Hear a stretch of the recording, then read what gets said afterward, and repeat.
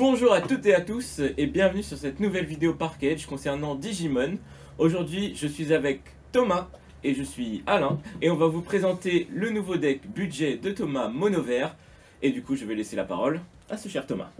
Bonjour à toutes et à tous, donc comme l'a dit Alain, je vais vous présenter mon deck Mono Vert budget que j'ai construit uniquement avec des cartes qui sont sorties de la BT 1.0, donc de la preview qui va ressortir du courant janvier.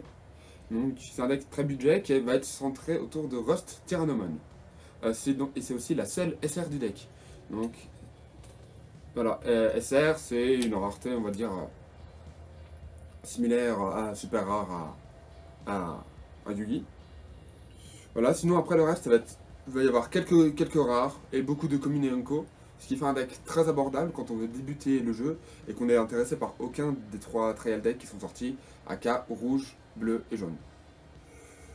Je pense que c'est tout pour cette petite intro. Hein, C'est on pas va mal, rentrer c'est dans le pas vif mal. du sujet et présenter du coup les cartes de son deck une par une. Sans transition, nous voici face à la decklist de Thomas et je vais le laisser introduire chacune de ces cartes qui composent son deck face à vous. Donc c'est une decklist qui utilise des ratios très standards, avec 12 rookies, 12 champions, 9 ultimate et 7 méga. Quand tu nous parles de rookie, champion, mega ultimate, ça correspond au niveau des Digimon, c'est ça? C'est ça, hop. Donc là, je vais en comparer deux. Je vais prendre Goblimon et Puppetmon. Donc, j'ai dit que Goblimon était un rookie et Puppetmon un méga. Et cela se voit par rapport au niveau. Donc là, on voit que Puppetmon est un niveau 6, méga. Et que Goblimon est un niveau 3, donc un rookie. Ça, ce sont les termes. Tous les niveaux 3 sont des rookies, tous les niveaux 6 sont des mégas. Très bien. Je vais te laisser introduire du coup maintenant le premier des niveaux, c'est-à-dire... Le niveau 2, qui est un 9. Donc c'est Freemon, une petite boule de poil, tellement mignonne, ou un pissenlit, je sais pas. Ce qu'il faut savoir, c'est que dans un deck Digimon, on peut jouer jusqu'à 5 E. Et j'ai choisi de n'en jouer que 4, parce que justement, c'est un deck budget. Et que du coup, j'ai pris l'œuf qui était dans la plus basse rareté, c'est-à-dire Freemon, une Unco. Mais ça reste aussi pour moi, ça reste un des meilleurs, parce qu'il a un bon effet inhérité, qui permet de donner plus de puissance aux Digimon qui sont par-dessus, suivant le nombre de Digimon adverses qui sont inclinés. Et les Digimon adverses inclinés, c'est quelque chose qui va être très important. Et quand tu parles de skill inhérité, c'est quelque chose qu'on va retrouver plus tard. C'est les skills qui se donnent aux Digimon qui vont digivoluer à partir de cet œuf. C'est ça. Donc, hop, à Digimon, on peut évoluer simplement. Là, par exemple, pour jouer par-dessus un niveau 2, on va jouer un niveau 3. On va le placer comme cela. Là, l'effet du niveau 2, il va rester. Et après, quand on va évoluer, donc l'effet reste, etc. Mais imaginons que si on n'évolue pas sur Goblimon, mais sur Agumon, il a un effet inhérité. Et donc, Agumon n'est pas affecté par son effet inhérité, mais si on évolue en Tyrannomon, c'est Tyrannomon qui va hériter de l'effet d'Agumon. Un peu comme des capacités qu'on se transmet au fil des générations quand on grandit, etc. C'est assez marrant. Très bien. Donc voilà, 4 E. Et si vous avez un cinquième, c'est très bien. Jouez un cinquième. Parce qu'avec le deck, avec une carte qu'on verra plus tard, les œufs s'épuisent extrêmement vite. Après avoir présenté le seul niveau 2 du deck, je vais vous présenter tous les niveaux 3, les rookies. Donc ce sont les niveaux 3 de base qui sont présents. Ils sont tous présents dans la BT 1.0. Et ils ont plusieurs points communs déjà. Ils ont tous un coût de digévolution de 0. Ce qui permet d'accélérer plus vite pour accéder plus rapidement au niveau supérieur. Et puis, donc, Goblimon, lui, il a un avantage. C'est que son coût quand tu le joues sans digivoluer, il est plus bas. Il est plus bas que les autres, mais il n'a aucun effet. Ni d'effet en entrée de jeu, ni d'effet inhérité. Il a 3000 de puissance. Ce qui est toujours sympathique, comparé aux 1000 de Palmon ou aux 1000 de Agumon. Mais de toute façon, les rookies ne sont pas là pour taper, ils sont là pour faire une transition. Palmon, elle, a un effet intéressant, parce que c'est un effet unplay, donc lorsque tu le joues manuellement, tu vas pouvoir te révéler 3 cartes du dessus du deck pour prendre un niveau 4. Pour prendre un champion niveau 4. ça va permettre de faire, de transitionner. Par exemple, je joue Palmon, et puis je vais chercher par exemple un Tyrannomon ou autre pour pouvoir stabiliser et évoluer au tour d'après. Du coup, il a un effet qui te permet d'enchaîner dans ton deck et qui te permet, on va dire que si tu n'as pas de level 4 dans ta main, avoir la possibilité d'en trouver un par son effet de cherche. C'est ça. Ok. Donc ce qui en fait un effet très versatile et assez puissant. Et puis, vu que c'est un effet Unplay, c'est un effet qu'on peut jouer dans n'importe quel deck. Ok, Unplay, ça veut dire que son effet ne va pas être actif si par exemple tu le fais à partir d'une Digivolution. C'est ça. Ok, du coup il y a quand même un contre-coup à utiliser cet effet. C'est ça, il faut forcément le jouer manuellement pour 3. Et enfin, il y a Agumon, qui est aussi un niveau 3, un niveau 3 avec la même puissance, des statistiques très similaires à Palmon, mais lui il a un effet inhérité qui va donner plus 1000 d'épée, donc c'est la puissance, au Digimon qui sera par-dessus. Ce qui permet de faciliter quelques échanges de Digimon pour taper. On va voir, Agumon va donner la petite puissance supplémentaire qui va faire que notre Digimon à nous ne meurt pas. Du coup, dans tes rookies, on a 3 types de rookies différents. On va être Gobimon qui va être, on va dire, le rookie rapide, Oui. qui a des coups faibles mais une puissance qui va défendre. Oui. On a le rookie pour aller chercher, continuer ton combo, aider ta main, oui. Avec du coup Palmon. Et Agumon qui sera du coup un rookie que tu auras plutôt tendance à digivoluer pour permettre de profiter de son Iran skill. C'est ça. Je pense que ça c'est bien résumé pour ces 3 là. C'est très bien résumé. Et c'est exactement l'idée qu'il y a à travers ces 3 rookies. On va pouvoir passer à, comment tu les appelles, les level 4, les Champion. Champion Inare. Donc, Tyrannomon. Et c'est bien, c'est le premier Tyrannomon pour un deck Tyrannomon. Kabuterimon. Et enfin, Woodmon. Donc là, on va être dans une optique très similaire à ce qu'on a vu précédemment avec les 3 rookies. Donc on va commencer avec le plus simple, Woodmon. Il a un coup de digivolution de 2 ou un coup pour le jouer directement de 5. Et il a bloqueur. Donc ça, les bloqueurs, ce sont des cartes que tout le monde a et qui permettent de bloquer. Ça tombe bien, c'est leur nom, leur effet. Mais en contrepartie, lorsqu'ils attaquent, on obtient un malus. Ils ont aussi 6000 de puissance, ce qui permet par exemple de bloquer des rookies et des champions, voire même quelques ultimates qu'on verra plus tard. Là, après on va jouer, il y a Kabuterimon, donc lui il a un coup de digivolution de 1, donc ça poursuit avec ce qu'on a vu avec les rookies, avec des coups de digivolution bas pour pouvoir accéder plus vite au niveau supérieur. Et comme Agumon, il a un skill inhérité, durant mon tour, il gagne plus 1000 en puissance pour chaque Digimon qui sont inclinés. Donc, toujours dans la même optique que Agumon, obtenir plus de puissance, le petit boost de puissance qui permettra de surpasser tous les Digimon adverses. Enfin, pour le dernier, Tyrannomon, avec un coup de digivolution de 2, puis on verra plus tard pour les guillemets, parce qu'il y a quelques synergies quand même dans le deck, qui lui est vraiment dans la lignée de Palmon. C'est-à-dire, quand il arrive sur le terrain, je révèle le top 3 pour ajouter un niveau 5 et un dresseur. Donc, dans la continuité de Palmon, Palmon peut aller chercher Tyrannomon, Tyrannomon peut aller chercher autre chose, toujours pour accéder plus rapidement à la suite. Ce qui est bien, c'est qu'on voit que dans tes champions, c'est la continuité de tes rookies en fait. Bon, mis à part le bloqueur qui est vraiment utilisé comme carte défensive, qui est un must-have dans tous les decks, on a Kabuterimon qui va être l'inherent skill et du coup aussi qui va permettre d'accélérer les digivolutions. Oui. Et on a aussi Tyrannomon qui lui, comme Palmon, va pouvoir te permettre d'aller chercher tes pièces pour d'autres synergies et d'autres combos plus tard. C'est ça, exactement. Ok, bah c'est parfait. Et ben on enchaîne. On enchaîne avec la prochaine digivolution. Les Ultimates. Du coup, nous avons Cherrymon, Okuwamon et Metal Tyrannomon. On va commencer avec Cherrymon.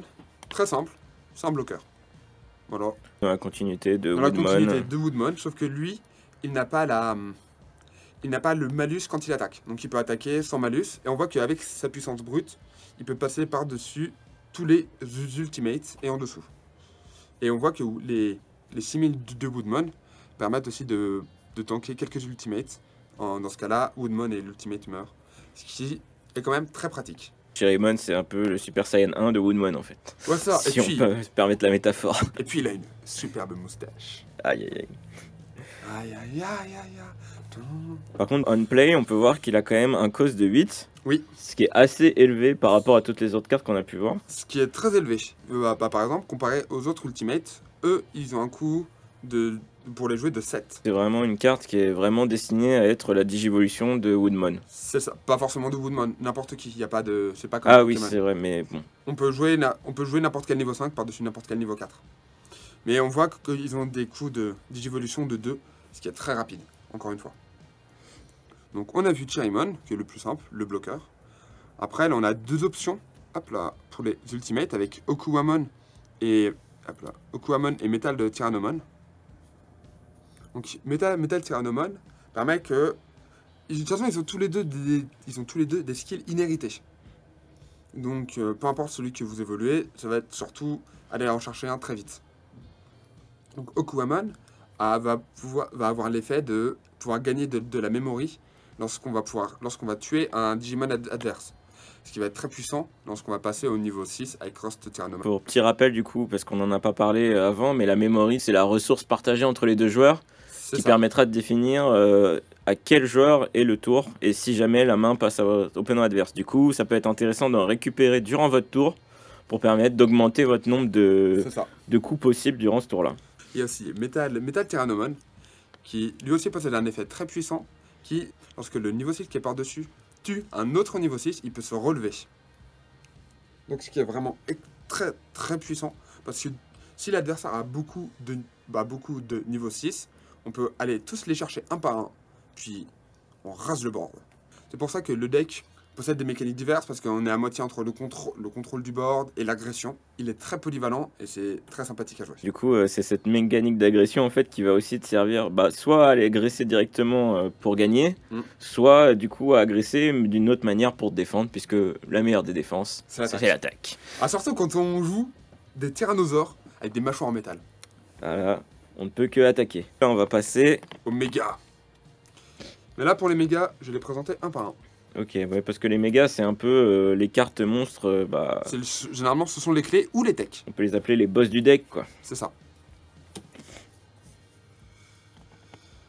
Toc. Donc là, le premier méga que je joue en 3 exemplaires, ça va être Puppetmon. Puppetmon, en fait, lui, il possède un effet Unplay. C'est-à-dire, c'est quand tu le joues manuellement. Peu importe si tu le digivolues ou pas. Lui, c'est lorsqu'on le joue directement, vu que c'est un effet Unplay, on incline un des Digimon adverses, et tous les Digimon qui sont inclinés ne peuvent pas se relever. Donc c'est un excellent effet pour la temporisation, mais cependant, Unplay, c'est-à-dire qu'il faut le jouer pour le coût qui est indiqué en haut, c'est-à-dire 11, ce qui est un coût très élevé, et du coup on peut donner beaucoup de ressources à l'adversaire. Il a un autre effet, c'est quand il attaque, on gagne 1 de memory. Donc comme l'a dit Alain, pour gagner de la memory, ça peut être très pratique pour activer d'autres effets, ou alors comme on l'a vu avec les autres cartes, avec des coûts de digivolution faibles, pour pouvoir digivoluer et recycler. C'est un peu ton joker dans le deck. C'est ça. Parce que c'est soit il est joué directement et du coup tu profites de son effet. Oui. Et soit il attaque, mais après vu sa puissance de 10 000, je pense que du coup par rapport aux autres cartes, on va dire méga, c'est un peu moindre. C'est moindre, mais on voit aussi qu'il coûte moins cher à digivoluer et à jouer simplement.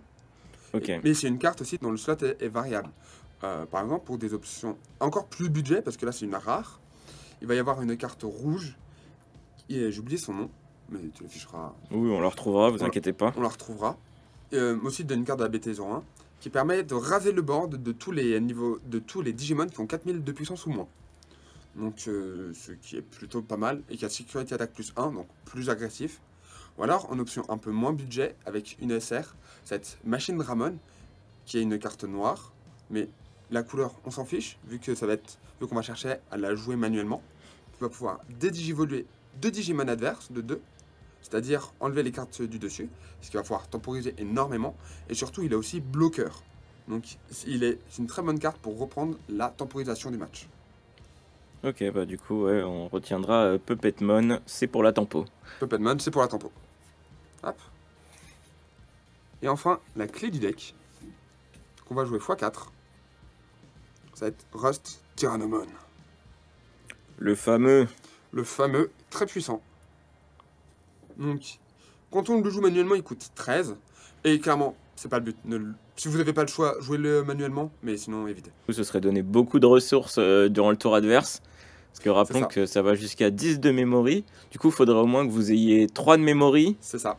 pour pouvoir le jouer. Et Ouais. en plus, vous en donnez 10 au tour suivant à votre adversaire. Ce qui lui laisse beaucoup de possibilités selon sa main, selon ce qu'il pioche, C'est ça. selon son deck en face aussi. C'est ça. Et il a un coût de digivolution de 4. Donc c'est pour ça qu'on apprécie grandement, par exemple, le tour que nous a fait Puppet Mode pour gagner le petit 1 en plus qui va pouvoir nous aider à le digivoluer. Donc Rust Tyrannomon, c'est la seule SR du deck. Donc il a plusieurs effets. Durant mon tour, si j'ai un timer, si j'ai un dresseur vert en jeu, donc pour les dresseurs on les verra juste après. Ou bah, dresseur qui s'appelle du coup timer dans le jeu. Hein, Ouais, voilà. on va pas se compliquer la chose à donner plusieurs termes à la même carte. Tout ce qu'on appelle dresseur, du coup ça va être appelé timer. C'est ça. Donc il va pouvoir attaquer tous les Digimon qui sont relevés. Parce que dans le jeu Digimon, normalement, pour pouvoir attaquer un autre Digimon, il faut que celui-ci soit incliné. Et avec Rust Tyrannomon, on enlève cette condition, ce qui va pouvoir, si on arrive à le jouer très rapidement, ce qui est un peu le but du deck, dès que l'adversaire va jouer un Digimon, on va pouvoir le punir. Il joue un Digimon, on tape, il meurt. À nous, on recommence. Et il a un autre effet, durant notre tour, s'il tue un Digimon adverse, on peut incliner un autre Digimon. Donc ce qui va pouvoir permettre, par exemple, on va pouvoir incliner un bloqueur, ou alors incliner un autre Digimon, un Digimon adverse, pour que tous nos Digimon, Puppetmon, Tyrannomon ou Metal Tyrannomon, peuvent aller le chercher et le tuer. Toujours pour faire plus de dégâts, pour pouvoir contrôler encore plus le board. Et c'est le sommet de la chaîne alimentaire. Très bien, très bien. Du coup, il va nous rester quelques cartes à voir. Les decks Digimon, ce ne sont pas que des Digimon. On a aussi les timers qu'on a évoqués avant et plus après, les options. C'est ça, donc les timers, c'est facile. C'est deux rares, et là, c'est des slots qui sont pas trop, qu'on ne peut pas trop bouger. Donc, je vais commencer par Taiga. Taiga, lui, c'est un timer qui est vraiment réservé à toutes les cartes qui ont Tyrannomon dans leur nom. Donc, il y a des Tyrannomon un peu dans chaque couleur, mais là, bon, vu qu'il est vert, Tyrannomon vert, c'est très bien. Toutes les cartes qui ont Tyrannomon dans leur nom gagnent le keyword Piercing. C'est-à-dire que lorsqu'ils vont tuer un Digimon adverse, on va quand même attaquer les points de vie de l'adversaire. Ce qui est extrêmement fort avec Rust Tyrannomon, parce que du coup, on peut taper, tuer un Digimon, même s'il n'est pas incliné, et surtout punir l'adversaire en lui infligeant une blessure. Même si on attaque directement et qu'il bloque, Pierce, il se prend quand même une blessure, donc on lui aura quand même tué un Digimon et infligé un dégât, ce qui est très puissant. Et son autre effet, quand je dois digivoluer un Digimon qui a Tyrannomon dans son nom, et ben je peux incliner Taiga pour diminuer le coût de digivolution de 1. Donc on reste toujours avec la clé du deck, parce que voilà, avec son coût de digivolution de 4, si on a un Taiga sur le terrain, on peut l'incliner, du coup ça passe à un coût de digivolution de 3, ce qui est un chiffre très important dans le deck avec le timer qu'on va voir juste après. Quand on parlait des synergies dans ton deck, bah là déjà c'en est une belle. Oui. Parce que en plus d'aider Rust Tyrannomon à digivoluer et du coup arriver sur le terrain, Oui. il lui permet en plus de gagner des effets de boost pour infliger des dégâts à l'adversaire. C'est ça, pour que ce soit vraiment critique, et surtout c'est un timer. Donc avec Tyrannomon, c'est bizarre, on va pouvoir aller chercher Taiga parmi les cartes du dessus du deck. Donc très pratique. Et l'autre timer, ça va être Mimi Tachikawa. Donc là, on va être un peu plus un timer, plutôt pas générique vu qu'il est essentiel à vert, mais avec un premier effet générique. Ce qui est au début du tour, si on a deux de mes memory au moins, notre memory passe à 3. Du coup, avec Mimi Tachikawa, Taiga et un Rust Tyrannomon, avec Mimi, notre memory passe à 3. Avec Taiga, le coût de digivolution de Rust Tyrannomon passe à 3. On peut le digivoluer pour 3, on passe à 0 de memory, c'est toujours notre tour, et là on peut commencer à aller taper le board adverse. Une mécanique bien huilée.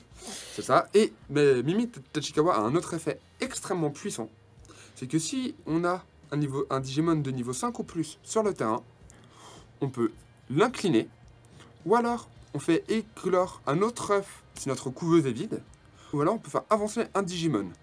Ce qui est extrêmement puissant. Si on a un niveau 5 et qu'on a un petit œuf qu'on a fait éclore en début du tour, on peut le faire. J'évolue, j'incline Mimi, le petit Digimon il passe à l'attaque, il peut taper. Ouais, et ça c'est une mécanique qui est vraiment unique à Mimi Tachikawa. normalement, tous les Digimon, ils ont le mal d'invocation, sauf lorsqu'ils sortent de la couveuse, ils peuvent attaquer le tour où ils sortent, parce que généralement, ils sont dans la couveuse depuis plus d'un tour. Mais avec Mimi Tachikawa, même s'il vient d'arriver dans la couveuse, on peut quand même le sortir et le faire taper.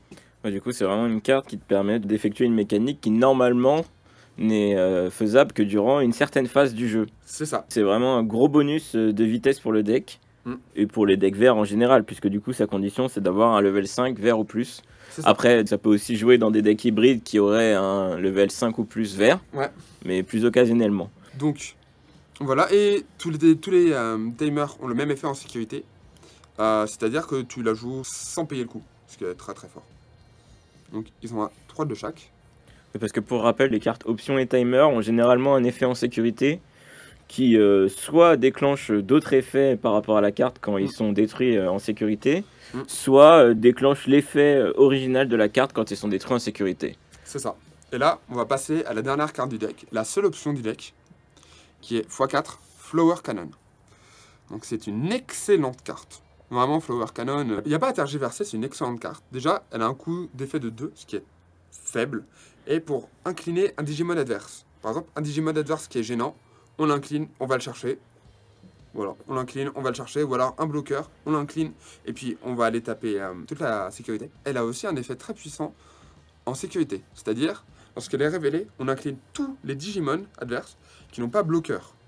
Donc, c'est-à-dire, sur un tour d'agression, elle peut complètement annuler le tour. Tout est incliné, sauf les bloqueurs, parce que sinon ce sera vraiment trop fort. Et donc du coup, ils sont inclinés, on va pouvoir aller les chercher, ils vont pas pouvoir attaquer. Puis ça peut complètement renverser le cours d'une partie. C'est vraiment une carte du coup qui a 2 usages. On va dire son usage original qui va plutôt servir à l'attaque, suspendre les Digimon adverses permettant de les engager du coup avec Cross Tyrannomon par exemple. C'est ça. Ou alors si par chance elle est dans les 5 sécurités, d'avoir un effet défensif de ce côté-là qui va permettre de mettre en suspens tous les Digimon adverses qui pourraient attaquer. Parce que pour rappel, même si elle ne suspend pas les bloqueurs en général quand ils attaquent, ils ont des malus, voire même ne peuvent pas attaquer. C'est vraiment un effet défensif qui peut changer la game. C'est ça. Très puissant. Ou au moins permettre de gagner un tour de survie pour permettre d'aller chercher d'autres cartes. Après, si on le révèle Flower Cannon en sécurité, on fait un Puppet Mon et toutes les créatures inclinées ne se relèvent pas, en plus. Ça permet, avec Puppet Mon, du coup, la synergie permet de gagner grosso modo 2 tours. C'est ça. 2 tours de safe pour permettre de développer son jeu. C'est ça. Dans une optique de temporisation. Je pense qu'on a fait du coup le tour du deck en entier. C'est ça, donc hop, un petit visuel de la liste, toujours si vous voulez la prendre. Donc comme vous avez pu le voir, que des cartes budget, quelques rares, mais vraiment...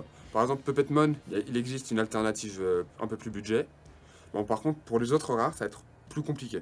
Que des cartes, du coup, qui sont de la BT1. C'est ça, de la BT 1.0 qui a eu une pré-sortie au mois de novembre, fin novembre, et qui va avoir la sortie officielle du deck et de l'extension et du jeu courant janvier. C'est vraiment un deck, si vous voulez construire du vert, avant d'attendre le trial deck qui ressortira du coup aussi en avril. En avril, voire mai. C'est ça. Très bonne option budget, du fun et des tyrannosaures avec des mâchoires d'acier. Pour petit rappel quand même, on vous rappelle que tous les produits seront disponibles sur le site Parkage. Comme on l'a dit précédemment, courant janvier. Les autres produits Digimon arriveront au fur et à mesure de l'année avec des dates qu'on vous communiquera bien sûr au fur et à mesure de nos vidéos et de nos articles. C'est ça. Et évidemment aussi, le sleeve et le playmat, on reste corpo. Voilà, vous avez... Ils sont aussi disponibles sur le site Parkage. Voilà, vous avez les sleeves Dragon Shield Halloween. Oui. Et du coup, le playmat qu'on verra pas, mais que je vous afficherai en plus gros, Starry Night, qui est très très joli pour les fans de Dragon et de Van Gogh. Donc, ce sera tout pour nous, voilà. On vous remercie et on vous souhaite une très bonne journée et à bientôt. Bye bye.